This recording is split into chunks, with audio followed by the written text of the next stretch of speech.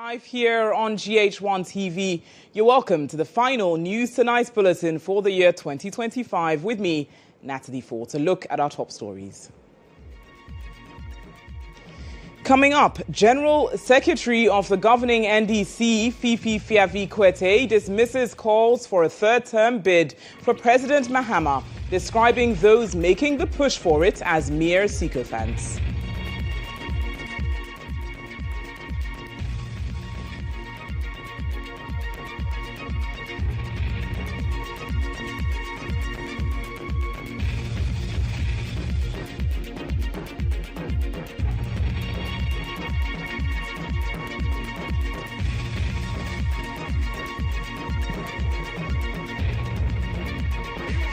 Of sycophants who today think that all they need to do is to sing praises and hoping that some of those praises will get them some opportunities that they are looking for.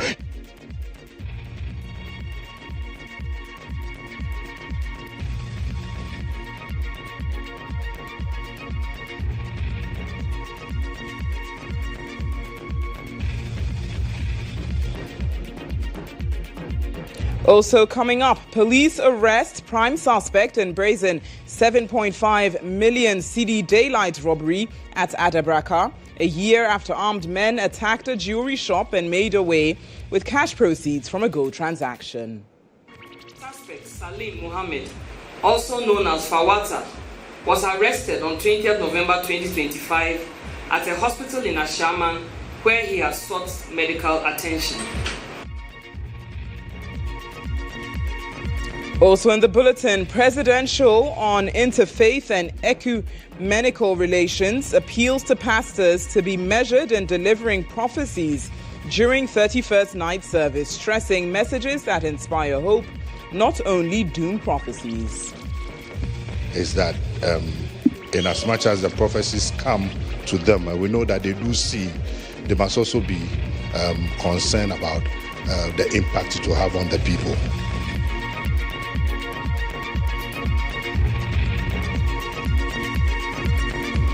Meanwhile, as the year comes to an end, have you achieved your 2025 wish list? Well, tonight we'll engage some traders on their New Year's resolutions.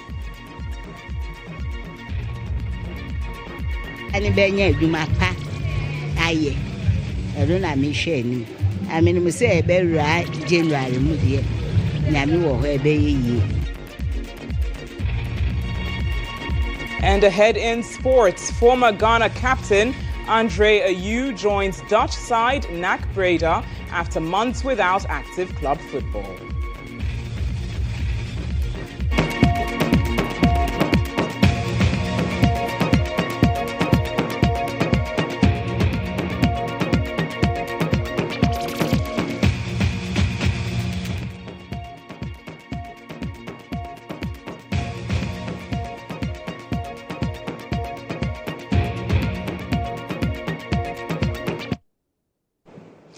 You can follow the bulletin online on GHOne TV, on X and Facebook. Let's get started. General Secretary of the National Democratic Congress, NDC, Fifi Fiavi-Kwete, has dismissed calls for a third-term bid for President John Dramani Mahama, describing those making the push for it as mere sycophants. Speaking at the 44th anniversary celebration of the 31st December Revolution in Ada under the theme Consolidating the Reset Agenda, reflecting on the gains of the 31st December Revolution, the outspoken politician stated that those calling for an extended mandate do have love for the party and the nation, however, for personal gains. So these days it saddens me when I see so much sycophancy creeping into our party. I see a group of people who obviously, from every indication, they believe that singing the praises of a leader is the only way they can survive. And that's why you hear some of those people even urging statements like there should be a third term. It's just nothing but sycophancy. Pure sycophancy and bootlicking of the highest order. Jerry Rawlings, who was the founder of this party, never at any point was urged by anybody to go for any third term. You have a bunch of sycophants who today think that all they need to do is to sing praises and hoping that somehow those praises will get them some opportunities that they are looking for. You don't love our country. You don't love our party. If you do, you will know besides sycophants. It's important for us to appreciate that this party was grounded on the need to work for our people. We say cadres may go, cadres may come, but the revolution has come to stay. That simply means it is not about individuals. It's about us as a collective, ensuring that what is right must be done.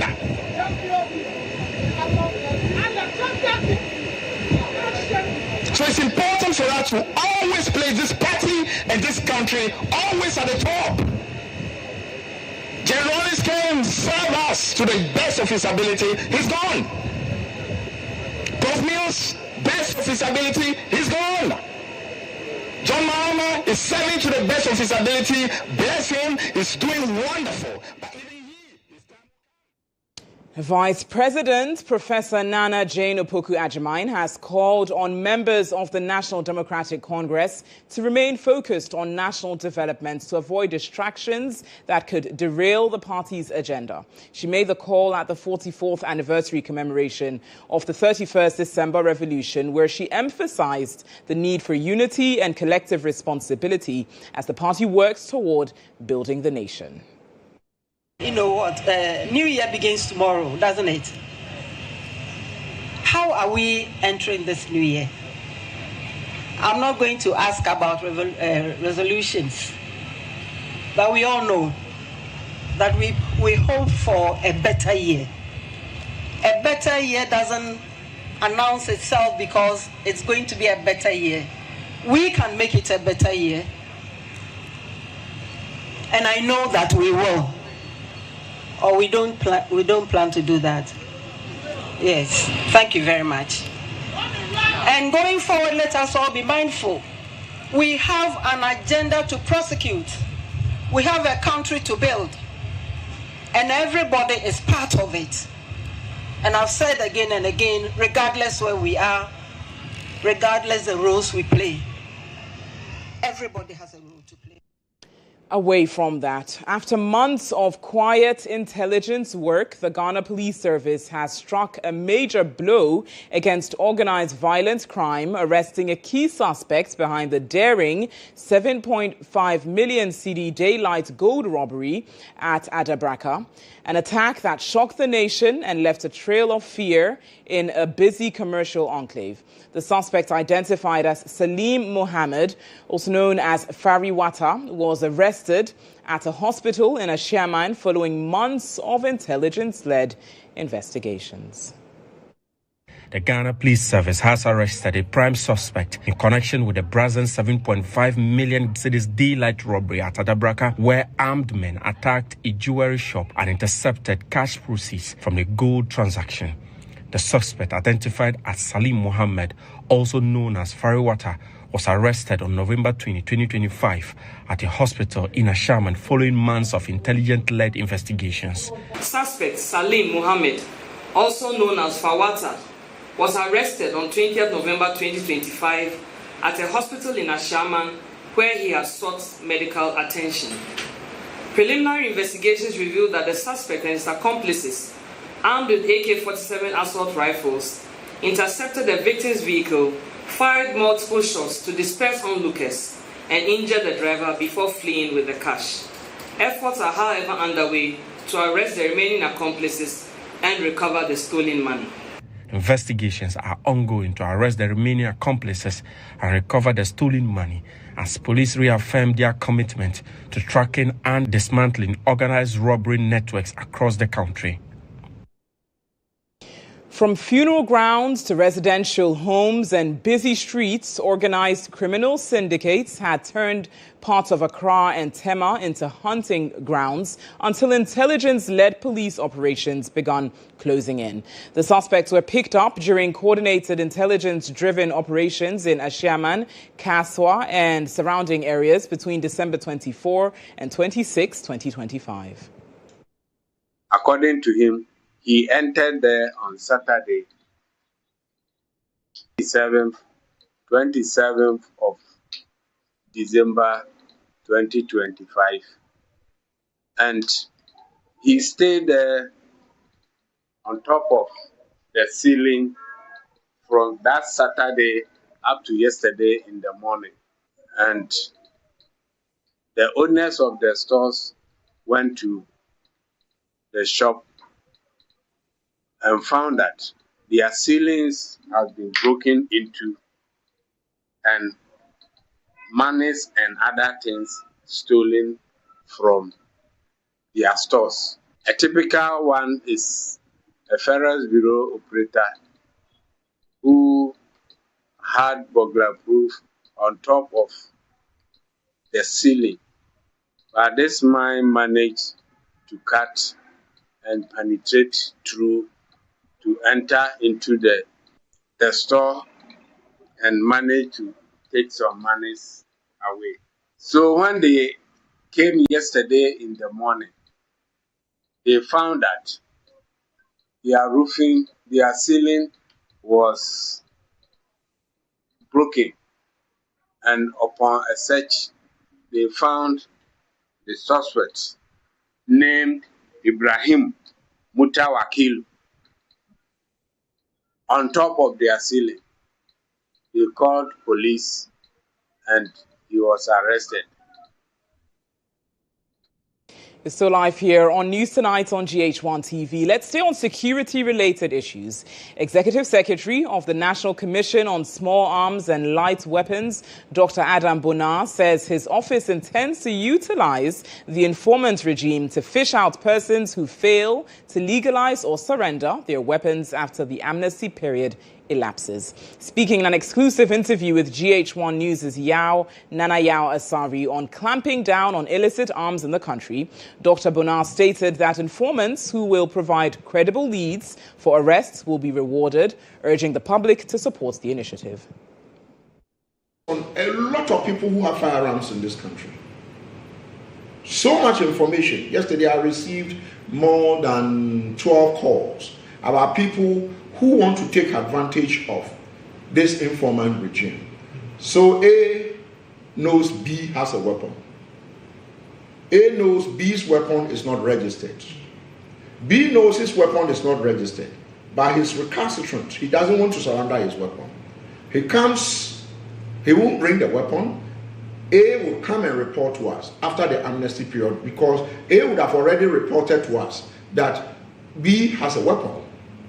And say, well, don't worry, he will surrender it. But if he doesn't, we will pick him. So after the amnesty period, as we do, we are analyzing our intelligence, the informants who are giving us information, vis-a-vis those who have weapons and haven't surrendered. And so if the information A gave us about B having a weapon, if we cross-check when the amnesty is about finishing, and we know that, okay, B's name came up, B is not part of those who surrendered their weapons, you know that by the 16th, we are going to be at your door. We will pick you up.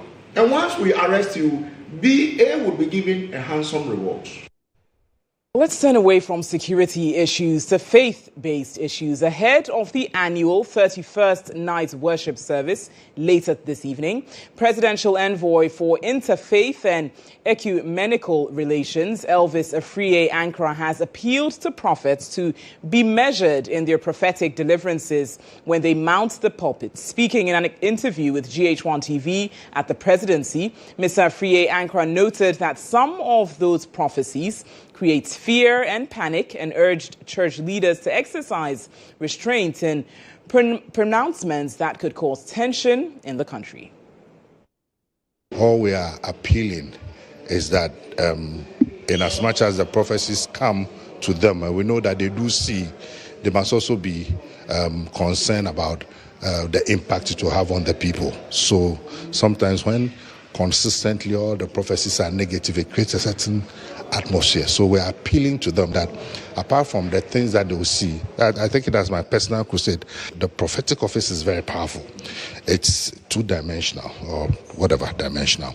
The ones that you see and proclaim, and the ones that you proclaim in faith to turn things around. So we are appealing to them and encouraging them that apart from the things they see, they must be deliberate and intentional to speak into the destiny of this country.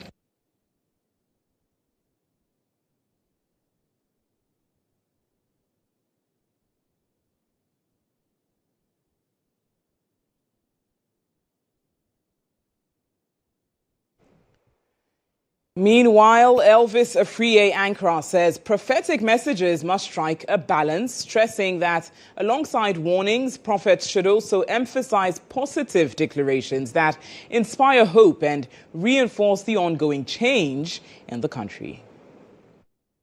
Over just less than a year now, you can see that something good is happening in this country. This country has a bright future and bright prospects. So we believe that they should continue to speak into the lives of the young people, encourage them that Ghana will turn around. Ghana can become like Malaysia, Singapore, so that people will begin to look at that vision and drive themselves towards that vision. It's an appeal we are making.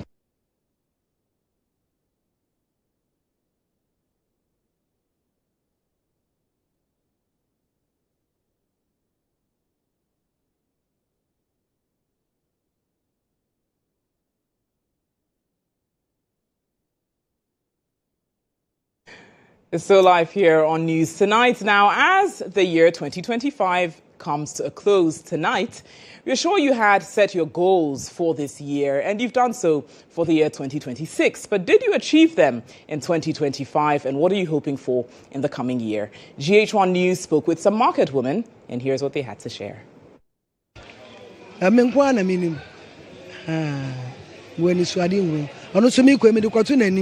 Onyankopon me de kwato nanim ono so obeye se me ka kire brade se de oyema me this year next year no on san kwaso nyema me this year na eba no na me fa na ase ma no eze se me hwe anim se me ba ni benya adwuma pa aye elo na me hwe anim amenu se ebewura January mu de nyame wo ho ebeye yie enu ntia na me pese Yami bue na adwin onsu ade enko na anim this year ye bambo so obesambo ye busua ho ba ne me mma ne me nana ne me nua ne mu nyina me kura busua no be hwe ye so o ma ye ho ma ye asembo ni bia ye be sa ko da na se yinaye atontom no.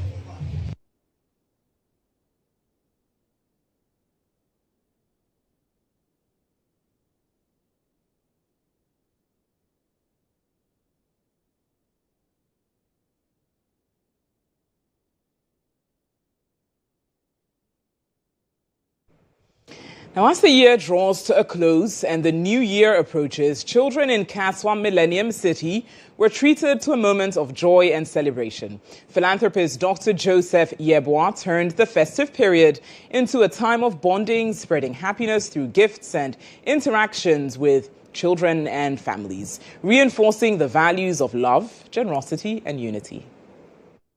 Spirit of generosity and compassion. Dr. Joseph Yeboah, a philanthropist and a resident of Kaswa Millennium City, once again brought joy to children in the community through his annual festive celebration.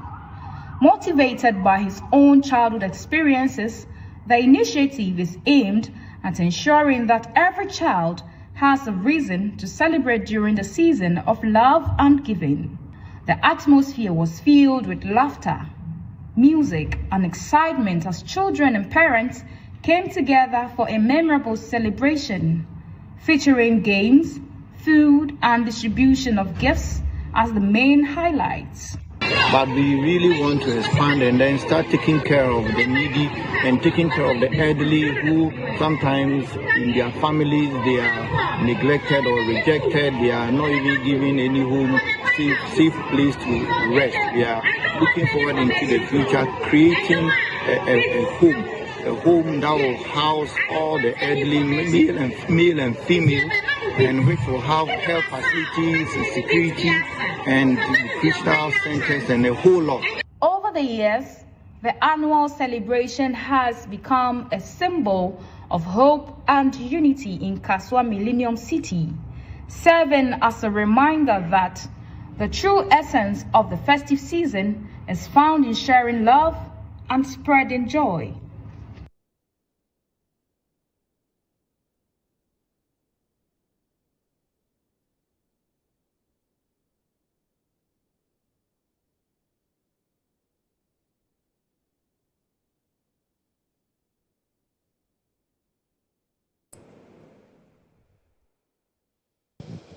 Now, after a year of targeted livelihood support, the Adventist Development and Relief Agency, ADRA Ghana, has wrapped up a major intervention aimed at strengthening food security and resilience among asylum seekers and host communities in the Boko West District of the Upper East region.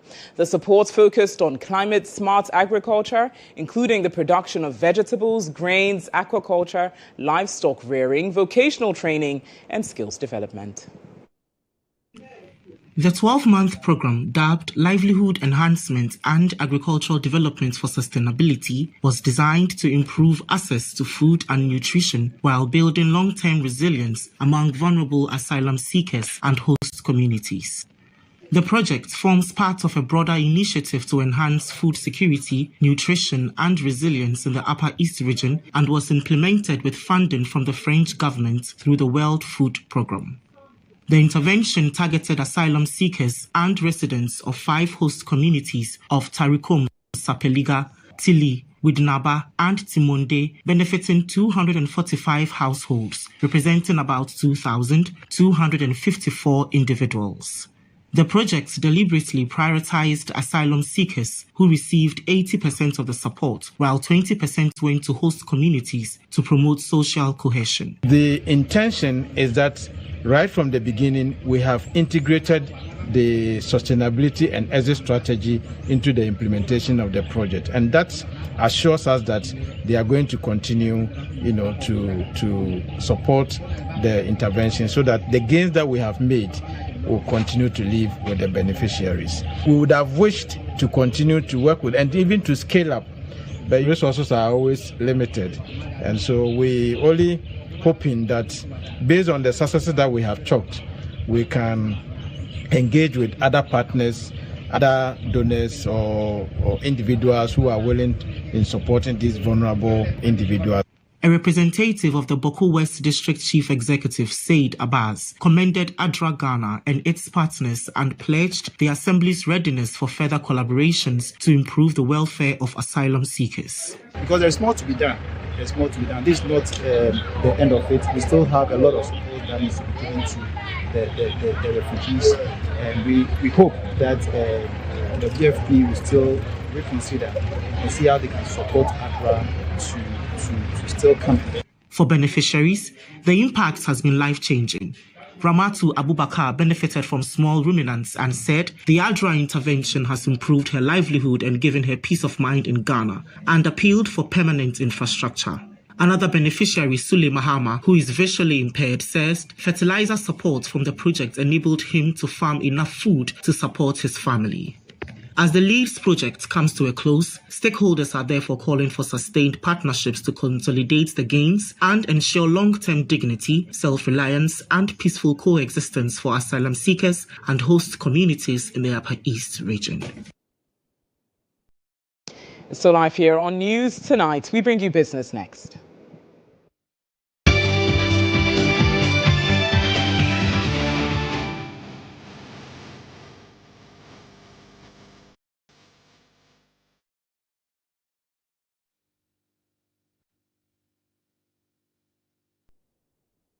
In business tonight, prices of petroleum products are expected to decline marginally at the pumps from January 1, 2026. A report by the Chamber of Oil Marketing Companies, COMAC, projects that the price of petrol will fall between 2.4% and 4.8%, bringing the pump price per litre to about 11 cedis 90 pesos. Diesel is also expected to drop by up to 3.77%, which could see a litre selling at around 12 cedis 50 pesos. Liquefied petroleum gas, LPG, is projected to decline by up to 2.19%, resulting in a kilogram selling at approximately 13 cedis 40 pesos. According to COMAC, the anticipated reductions are largely driven by falling crude oil and refined petroleum product prices on the international market.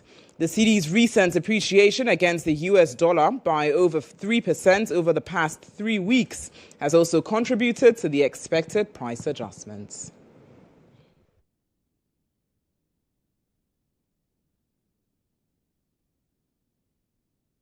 And that's all the business news we've got for you this evening.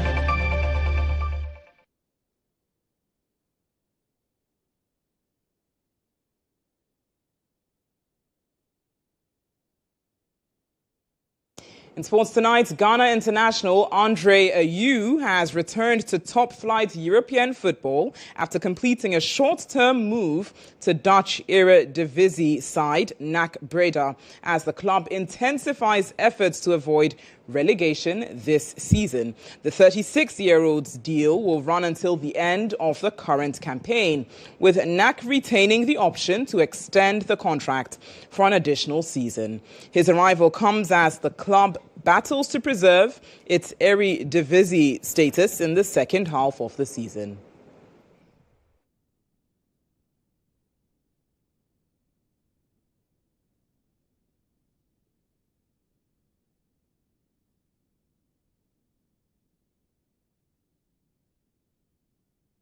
International news is next.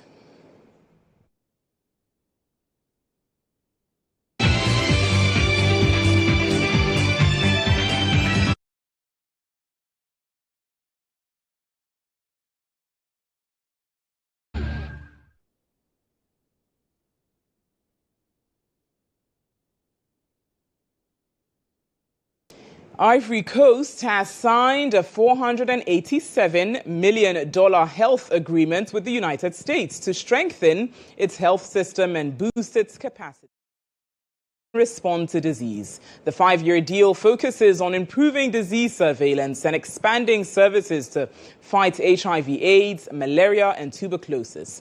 The Prime Minister said the partnership aligns with the U.S.'s global health strategy, which promotes stronger national ownership of health priorities.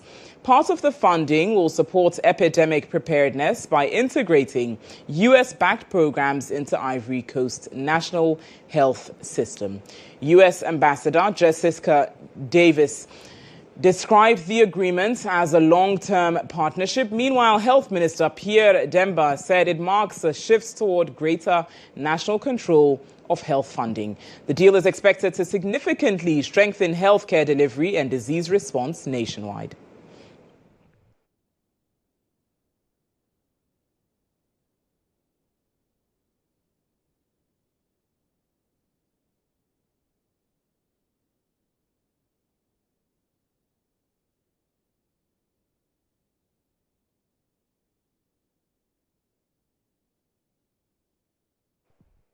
And on that note, we bring a close to News Tonight here on GHOne TV.